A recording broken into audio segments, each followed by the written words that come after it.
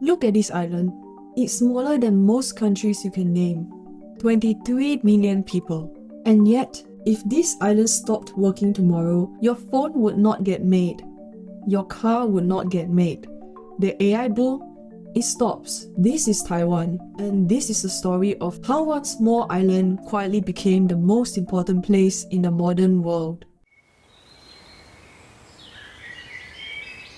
When companies like Apple or Nvidia need someone to build their chips, around 70% of that business goes to Taiwan. But that's not even the shocking part. For the most advanced chips, the ones inside iPhones, inside AI data centers, inside anything cutting edge, Taiwan makes about 90%. 9 out of 10 from one island. And when I say advanced, a modern phone chip can pack tens of billions of transistors into something roughly the size of your fingernail. That's how hard this is. And it's why almost nobody else can do it. Most of it comes from one single company, TSMC, the Taiwan Semiconductor Manufacturing Company. You have probably never seen a TSMC logo on anything you own. That's by design. TSMC doesn't sell chips to you. It makes chips for everyone else. Apple, Nvidia, AMD. They design the chips. TSMC builds them. How does a small island end up holding the whole world's tech supply? The story starts in 1987 with a man named Maurice Chang. Chang had spent 25 years in America working at Texas Instruments. He was brilliant, but he kept getting passed over for the top job. So when Taiwan's government asked him to come build a chip industry from scratch, he said yes. He was 55 years old, the age when most people start planning retirement. And he had one idea that changed everything. At the time, every chip company did two things: design the chip and build the chip. Chang asked, what if a company did only the building? Well, that sounds boring, but it was revolutionary. Here's the part most people don't know. Chang needed money and technology to start, so he went asking. He asked Intel. Intel said no. He asked his old company, Texas Instruments. They said no too.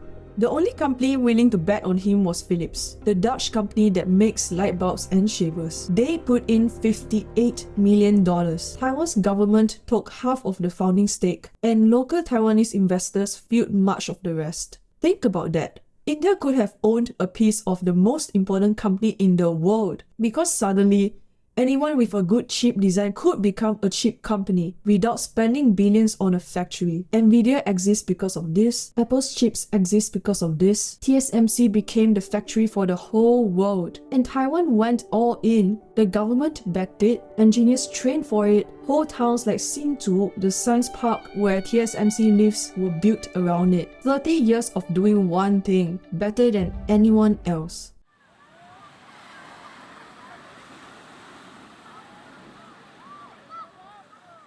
Now, if this business is so valuable, why doesn't everyone build their own? 3 reasons. First, the money. One advanced chip factory, they call it a fab, costs somewhere between $20 and $40 billion.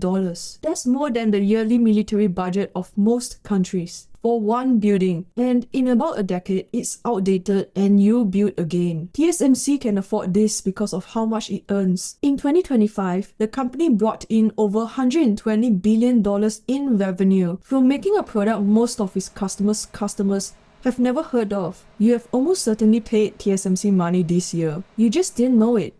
Secondly, the people. A fab never sleeps. It runs 24 hours a day, every day of the year, and it demands a kind of precision most industries never touch. If a speck of dust lands in the wrong place, chips die. Taiwan spent 30 years training an army of engineers who live this. America is trying right now. TSMC is building a $265 billion site in Arizona. And even with all that money, they struggled to find enough qualified workers. They have had to fly in thousands of engineers from Taiwan just to keep it moving. And thirdly, Taiwan itself bends around this industry. In 2021, Taiwan hit its worst drought in over 50 years. Chip factories drink enormous amounts of ultra-pure water. So the government made a choice. It cut irrigation to tens of thousands of hectares of rice farmland. Some farmers lost crops, others were told not to plant at all. and TSMC ordered fleets of water trucks to keep the fabs running. In Taiwan, they have a name for this industry. They call it the sacred mountain that protects the nation. 护国神山. That phrase tells you everything. This isn't just a business. For Taiwan, it's survival.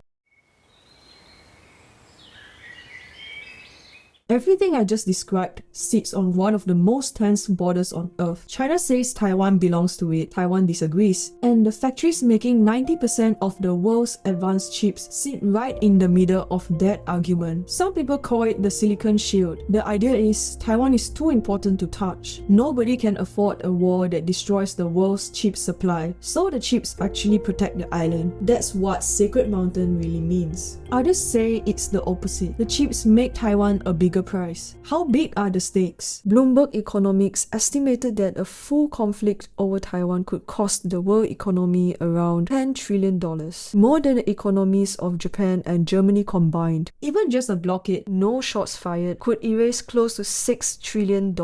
That's larger than the entire German economy. Nobody knows who's right, but every government on Earth is now asking the same question. Why did we let everything depend on one island? That question is worth trillions of dollars and is reshaping the entire map of Asia. Because Taiwan doesn't do this alone, the chips need memory, and nearly half the world's memory chips come from Taiwan's neighbor, a country that fought its way into the industry and refused to leave. Next stop on the Silicon Trail, South Korea. If you enjoyed this video, please hit the subscribe button as it genuinely does wonders for me. And if you made this far, thank you so much. It means more than you know. I hope to see you in the next episode. See you. Bye.